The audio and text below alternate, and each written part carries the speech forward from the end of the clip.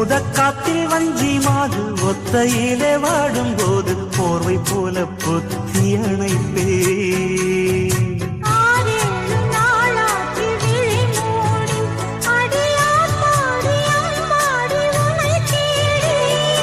நீதானே மானே என் இளஞ்சோடி, உனை